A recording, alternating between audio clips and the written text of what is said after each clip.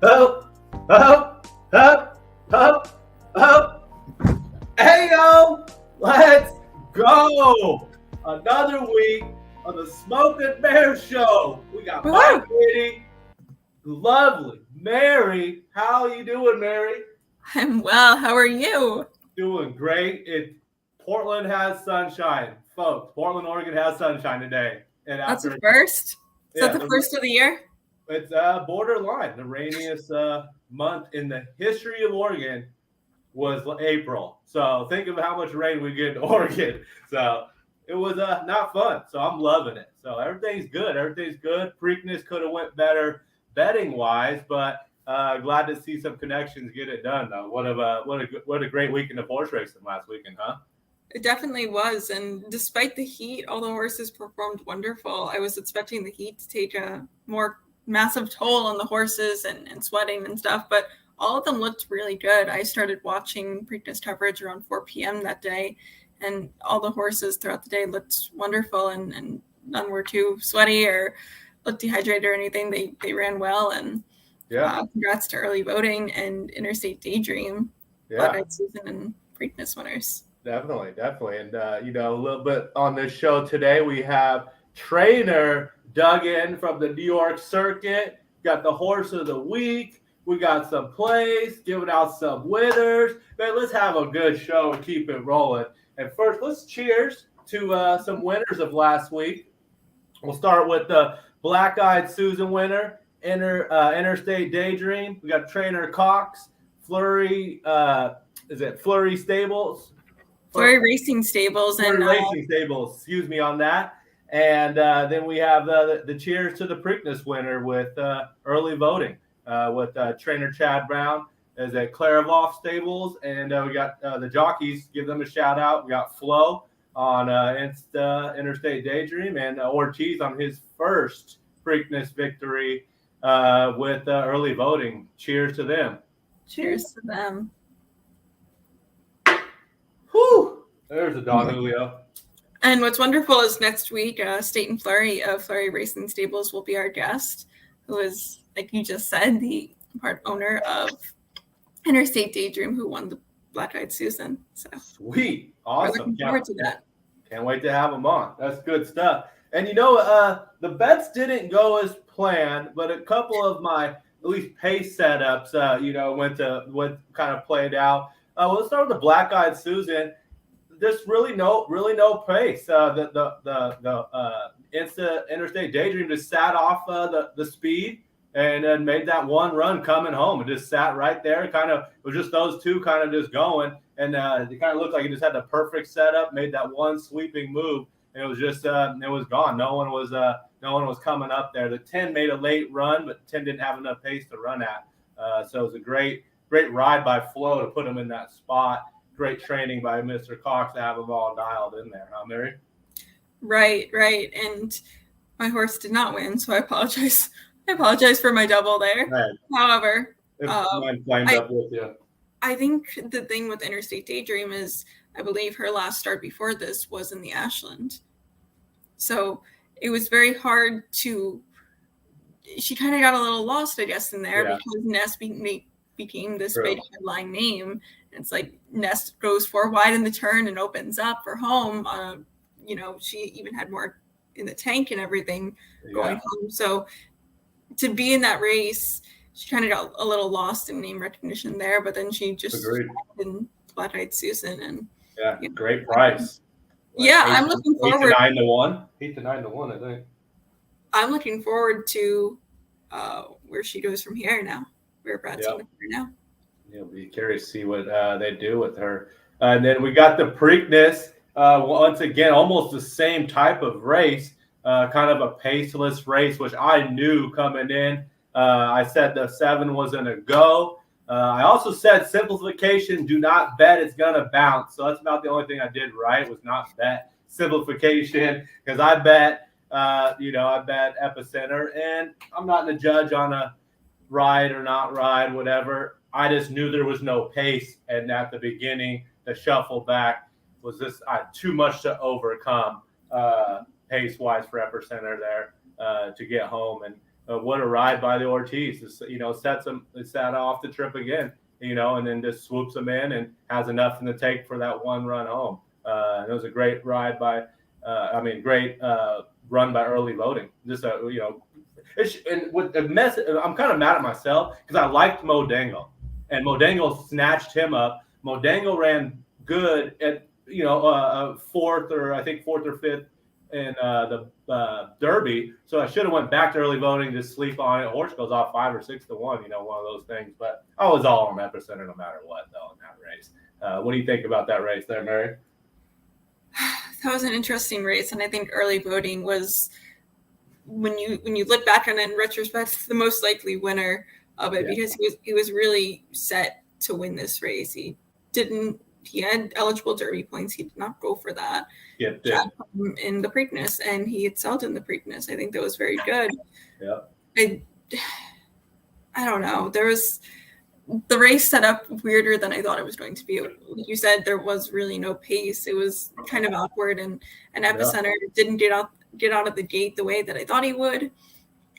A few things just didn't align, but what I will say is I really was looking pretty steadily at Creative Minister, and he runs in the Belmont Stakes. That might be a winner at a price. Yeah, I'd definitely be live. I might go. I think it's going to be the old three different winners in 3 races here. I don't think maybe Epicenter gets us the first win. There's your third horse, but I don't think I'm not one with like longer distance.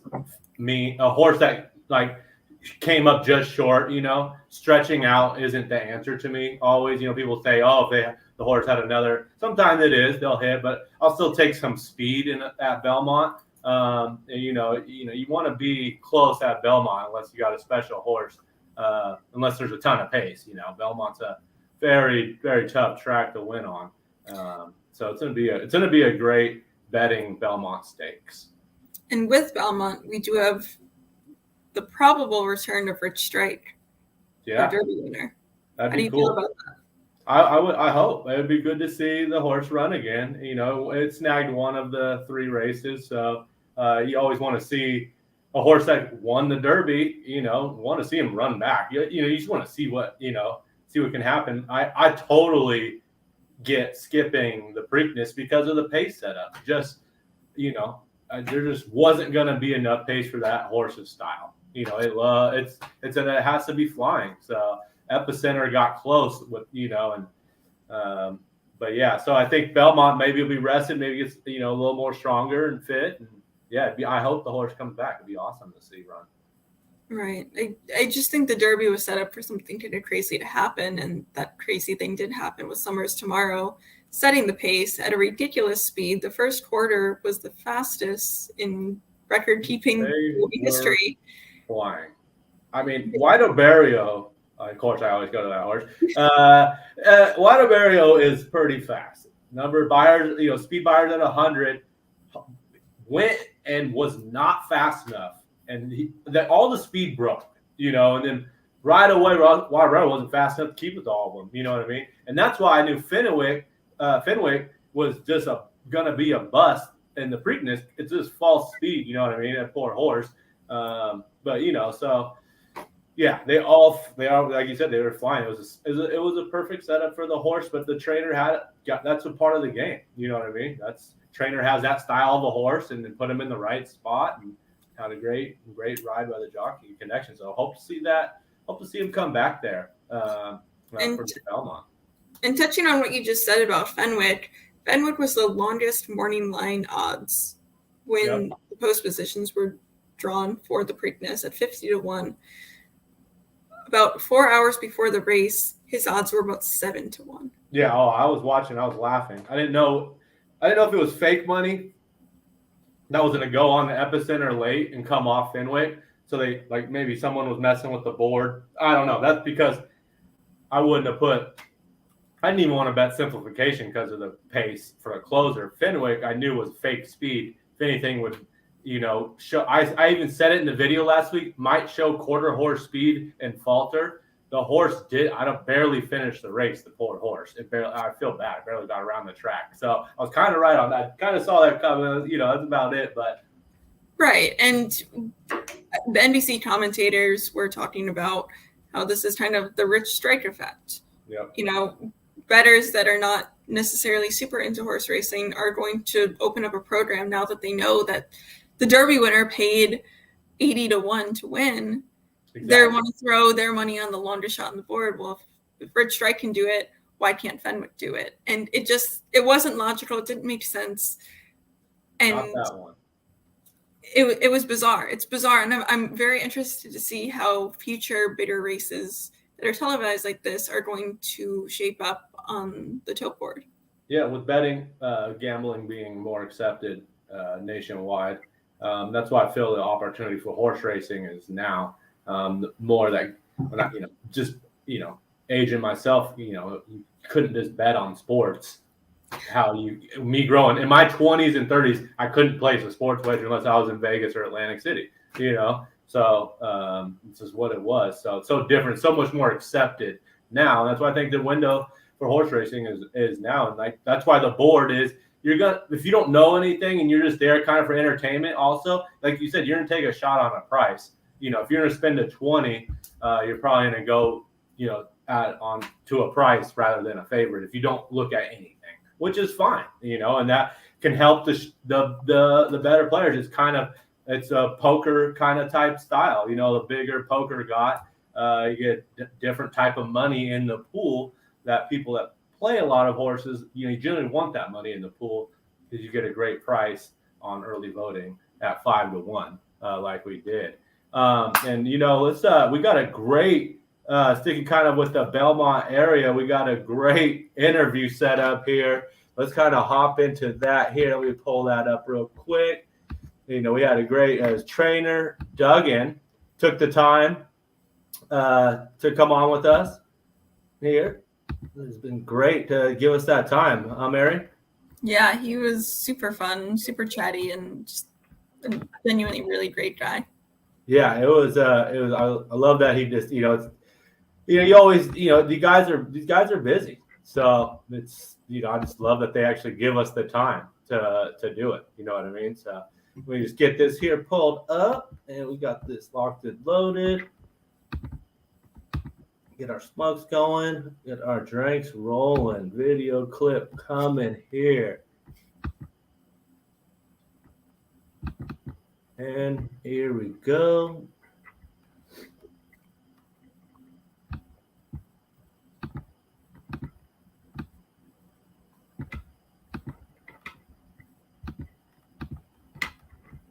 At least this is live.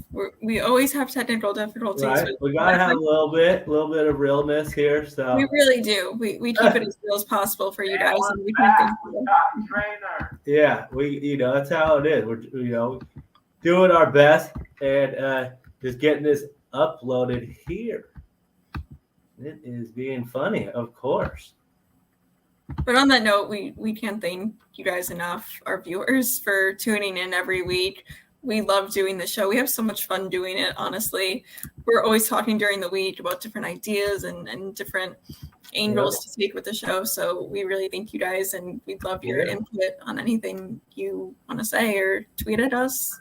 Yep. And here we go. We got the interview coming up now. Appreciate the time.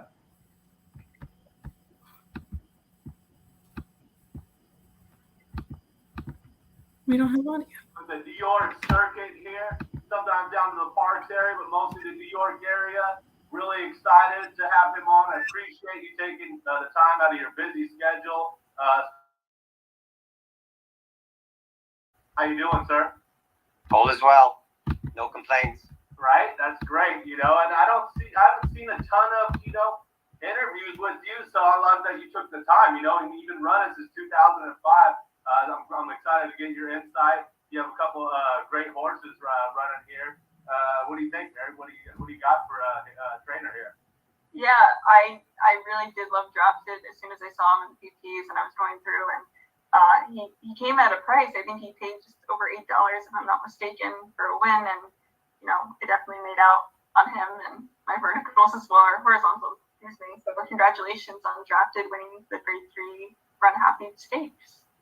Yeah, he's like I said, he's one of the horses that kind of dragged us a little bit more into the spotlight. You know, he's an old war horse that came from Dubai with a kind of a reputation, and he kind of hit a bit of a fumble the first year we had him. We just couldn't get him quite right. And like I said, he's hit a new momentum in this year, and you know, I could give you a litany of different things that took us to get him right, but he's on par right now, and he's hit his level.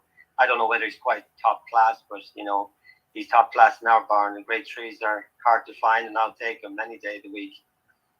That's for sure. And on that note, you know, I got that race pulled up here. I'd love to just kind of go over it with you, and just let's pull it up and give me just kind of going through it from the break and kind of think if I'm curious if you knew this is where you wanted to be coming home here. So let's just pull this up here. Let's get the video, and here is Drafted. Getting it busy here. Yeah, well, like I said, Jose seems to have kind of got a nice fit with him. He Don't mind that ad. Excuse me. Oh, it's all right. Yeah, I know he seems to have got a nice. When he rode him at Aqueduct the first time, I mean, it was kind of, you know, we didn't really kind of. We were expecting to run second and Happy Medium. That was kind of the plan. He was like the new horse, but yeah. But yeah, he's always been a late running sprinter, you know, probably getting 7/8, that type of thing. But, you know, Jose gave him a chance early on, let him get a deep breath and makes that one patented run. Chateau had obviously got an easy lead, so we were concerned that we weren't going to be able to run him down. But even at the 16th pole, I said, I'll be happy with second, and he kind of re-rallied again, you know. Yeah, you can see they went, looks like 22 and 6. The 4 kind of going to the parking lot doesn't hurt. And then you kind of get that window. And in your mind right here, do you think he has a shot right now? No, I mean, I thought it was playing for second because Chateau had got loose on the lead, and he got it the way he wanted to do it. But I mean, we knew we were well going in, and we were always in good shape and like that. But you know, you never know till you get to the actual dogfight, you know. And then right there, you have to know the momentum now. Yeah. Woo! I was straight. Race. Yeah, no, he's a cool horse to watch. I mean, them late running sprinters are always cool horses to watch. You know, he's pace dependent. He needs the pace to run into. So, I mean, listen, we got beat a couple of times earlier on in allowance races. But, you know, they're cool horses. They're enjoyable horses to be around. And that was kind of so he won at 7 furlongs in February. This was 6, both off the pace. I mean, 1 turn mile, I mean, no. Never. Okay. No, I mean he'll bait you into it. He's got a little bit of a glitch to him, you know. He's a bit bipolar, you know. One day he could be okay, next day he's not. So you give him a little bit of a breather at the back of the pack. You know, he doesn't like to be around too many horses, and he just makes that one patented run. You know, we put him close to the pace once, and he kind of held his breath, and he didn't run the same race. So it's so a lot of little minor factors go into that kind of reasoning behind why he runs that way. So we'll keep him at the sprint distance right now and try and dodge the big guns. That's the plan. Yeah, no, I like it. Winning, you know, finding like placement, you know, spotting is difficult. You know, you said grade 3 win, not a lot of types of those races, you know, finding those spots, you know, and actually picking one up. That's pretty yeah, pretty cool.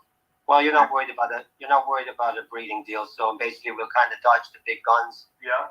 We'll keep on playing. We'll just keep on chipping short putts and kind of, you know, until if we decide if he's doing well at the end of the year, maybe take a shot. But right now it's just kind of picking up these races where we feel he's either favorite or second favorite and go from there.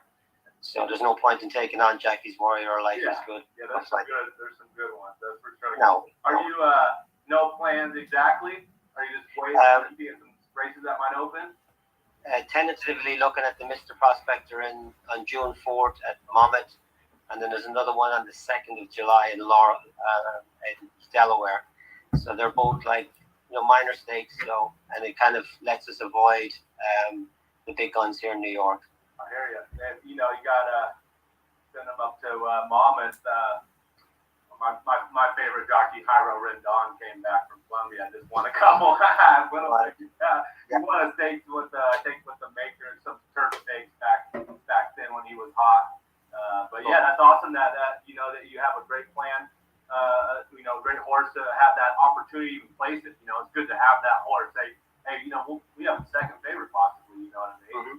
So no, it's a nice position to be in. It's again, like I said, he's a cool old horse to be around. And he's a beautiful horse. Yes. He's a very pretty horse. He's as old and as gray as I am. So. Hey, like he doesn't mind a little kickback, and like you said, it's almost like like you said, if he maybe that has that attitude, it's like he gets almost offended you're ahead of him at some point. And he's like, all right, let me go get you. And on that note, coming and doing it as a trainer, Eagle Base has you as this 2005. When did you start training? Is it your family? What got you into the game? I mean, I rode professionally in Ireland as an apprentice and as a professional for about 6 or 7 years. Yeah. And I had a fall in '92, and I basically left Ireland and came here.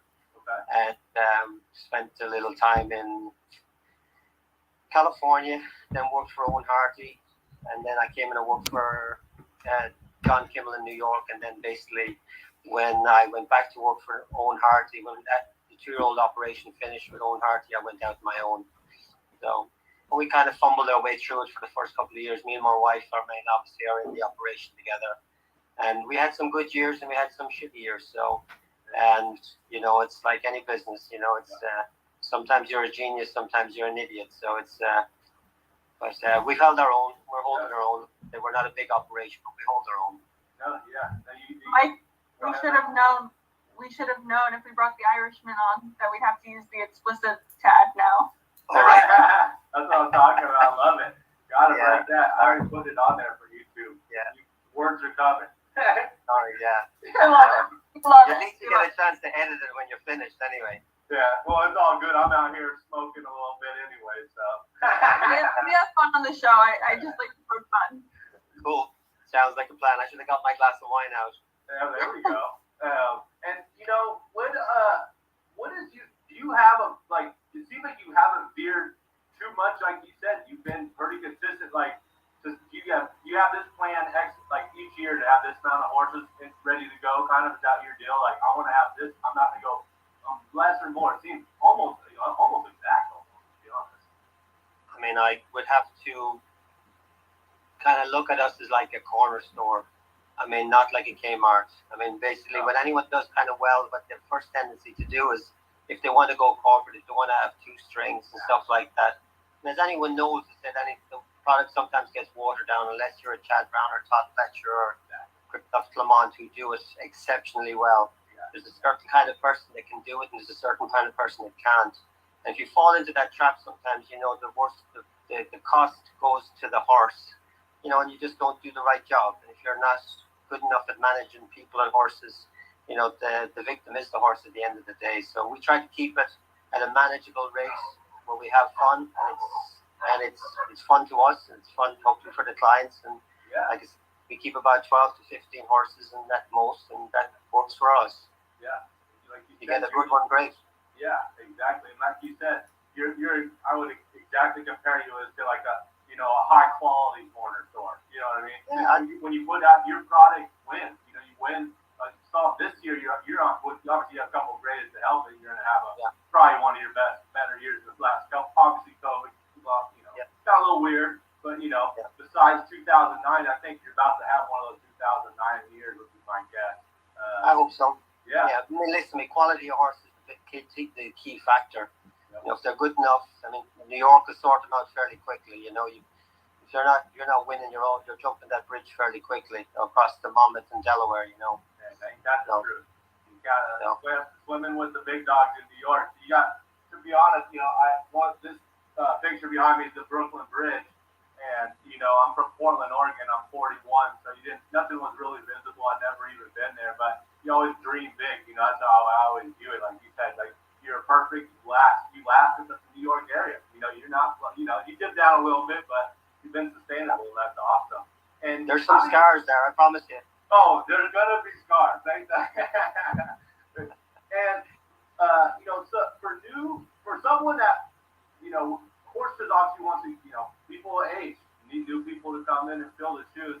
What's your best advice for like someone new that's just going to start out, you said, you and your wife kind of stumbled through it, but that's like opening a business. That's going to happen. And then you figure out, you got to correct your wrongs. And, but what's your best advice for a new trainer, you said, you would give out?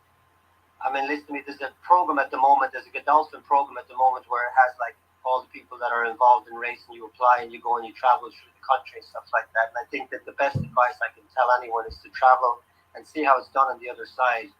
And then basically, get different varying different opinions. I mean, I was lucky enough to have traveled to a lot of different places, Australia, India, Germany, France, Macau, before I ever started. So just I gathered information as I went along. So basically I could draw from a lot of different experiences. So draw from a lot of experiences before you do start on your own. And, it'll be, have the preparation ready, I mean, listen, like I said, I fumbled through it even though I wasn't after doing all of that as well. But, it all depends on where you're at. Nowadays, you obviously have to have a lot more media presence and stuff like that. So, but it all depends on where you want to be. But it's gravitating more to more of a corporate, larger stables than it is to a smaller stable. So, it's, but, I think it's travel and see how it's done on the other side before you start operation. Yeah. Just get a good base. Yeah, see how the best do it, or even see how the worst do it to not do. Just travel and see. That's awesome. This is a great info. Surround yourself with good people. That's a fact. And keep the goods around you. That's for sure. Yeah. Horse racing or not, that's great advice. So. Yeah. I guess looking ahead for you, looking at your barn right now, what horses are standouts to you, and where do you see them going forward in this 2020 calendar year? The next, draft is going to June 4th in Monmouth.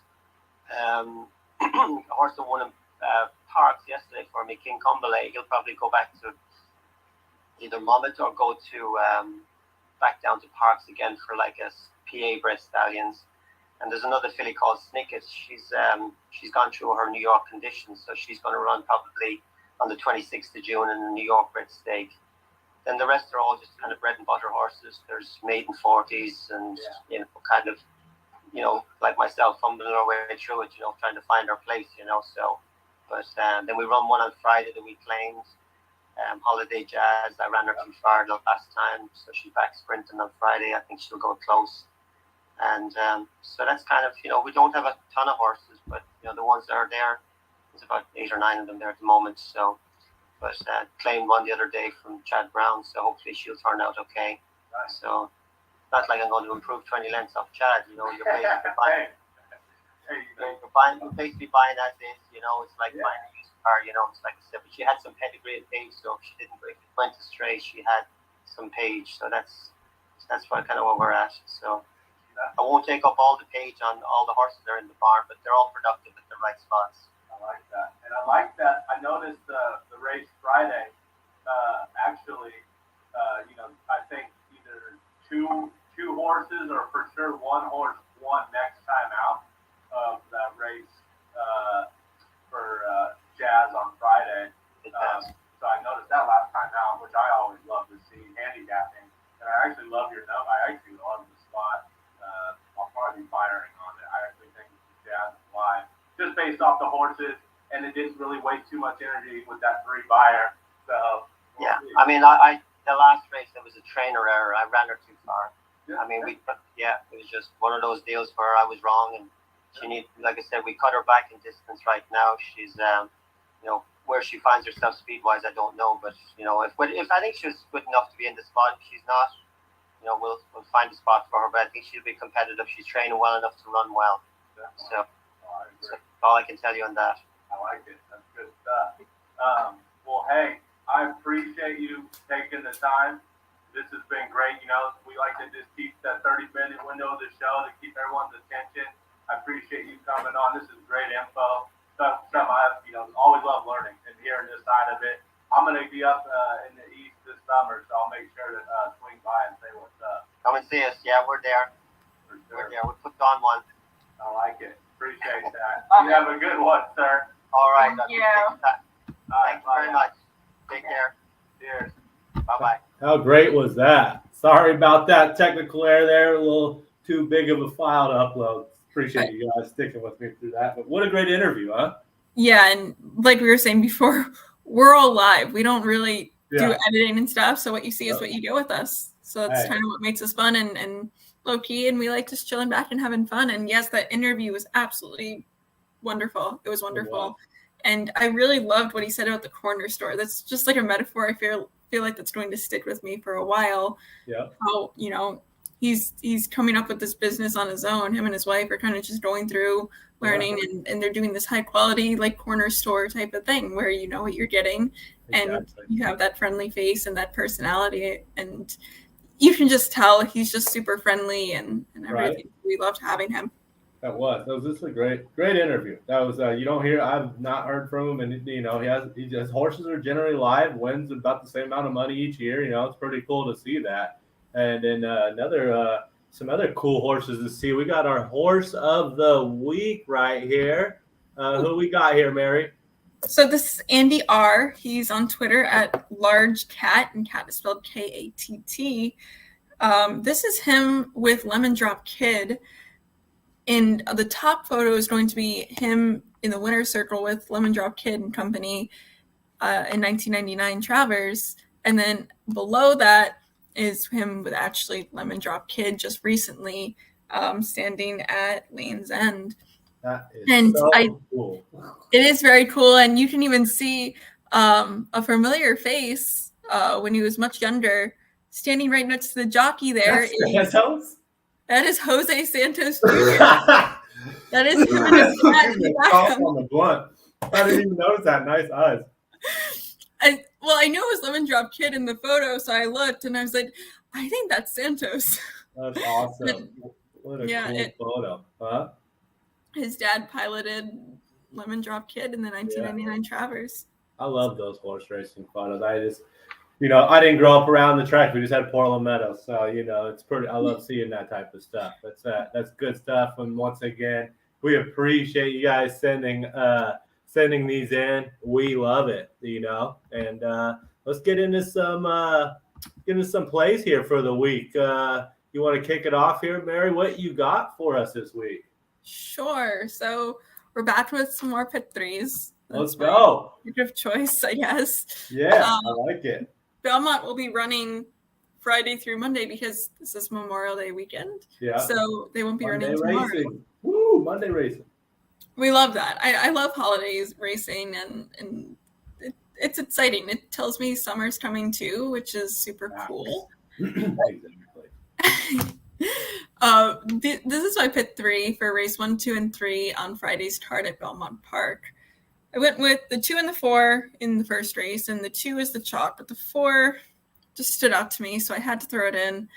And I know toss the chalk, we've talked about that, but because this was such a low-cost ticket, I'm hoping maybe something will come in. All right. So in the second race, I have the 4 and the 6, and there is a coupled entry in the second race with a 1 and a 1A, and I was going through it and I couldn't figure out which horse was really the horse to pick in that entry. And it was kind of confusing why they put those 2 horses together. Maybe someone much more experienced in this world than I can explain why that was. But I just didn't see a clear standout between the 2. Yeah. And typically I see that in coupled entries. Well, this one's supposed to set the pace and this one's supposed to come from behind. And I didn't see that in that entry. And then in the third race, I am singling out the 5, which is Frosted Oats. He was second in his last out, which was in a maiden special weight of 90,000, which is in the same class of this race. I love it. Bam. $4 play. Pick 3. This is hitting. We're getting. I'm hoping. Yeah, it's okay. I like it. We closed out 1 week, knocking on the door. It's coming here. I got a little pick 4 here at Gulfstream. Which I think we can, I'm keying off the race 7. It's going to be my chalk play of the day. Horses faced a lot of great horses. So we're going to go off that. So race 5 with starts in. It's a $20 play. Tossing the chalk here because I'm using a couple favorites in the middle. So we're going with the 1, 2, 6, 8, 9 to open it up. Then race 6, we're going with the 2 and the 3. And race 4 is the single. Steel Sunshine should get busy. I'm curious. It's a 9 to 5 morning line. I'm guessing 6 to 5 to 3 to 5 range with my guess for the 4. And then we're spread at the end. We got the 5s 4 to 1. We got an 8 to 1 a price, and then about a 6 to 1 there. So $20 play here with some opportunities. We get that single home. Think we can get this ticket finished off here. Yeah. What do you think about that, Mary? Can we get this home? I like it a lot, and I like the structure of it. As always, You always have wonderful ticket structure, and I'm still working. I'm not quite on that level yet, but I'm learning from you. Them more now, though. Still got to finish them. Yes, but you always take those risks, and that's what horse racing is. It's taking the risks. Exactly. And this is the horse I'm keying off here. It's going to be my chalk play of the day. Steel Sunshine. I circled just the whole package. Wide burial, simplification, Skippy lawn stocking, Ironworks, American Icon, not so easy. I mean, this horse has faced them all, and it needs some pace, but look, it runs well late, and I like where it's going. I like the direction of this horse. Has a second. In the 6th place, this horse got was against Wide Burial. Charger Simplification is way outclassed. So this is my chalk play of the day. There's your bullet. This horse should get it done there, and that's the horse we're singling. And my little prize play of the day here, going the race before that, actually. I got Savage Sailor here, the 2 horse. Look at the face. Again, I love facing winners. Last time out, ran the against these 2 here.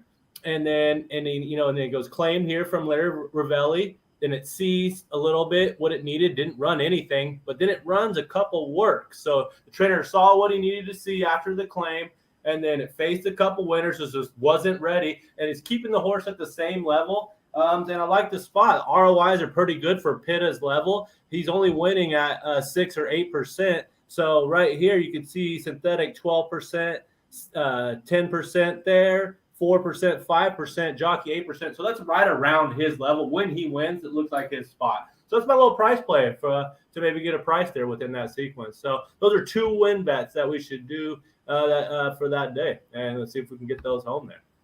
Very good. I'm hoping we can cash some tickets on that. Right. Well, hey, once again, we appreciate everyone stopping by. Appreciate dealing with the little technical error there. Every take will always get better. That's a good spot for some sponsors. DM me. We could have filled you in right there when I was at that time. No. But let's all have a good week. Great holiday weekend. Summer's here. Ponies are out. Safe trips to all the jockeys. Best of luck to all the connections. Mary, cheers like always. Let's have a weekend. Cheers. I'm almost done with my drink, and it's my Sarasota sunrise. That's what I'm talking about. Let's go.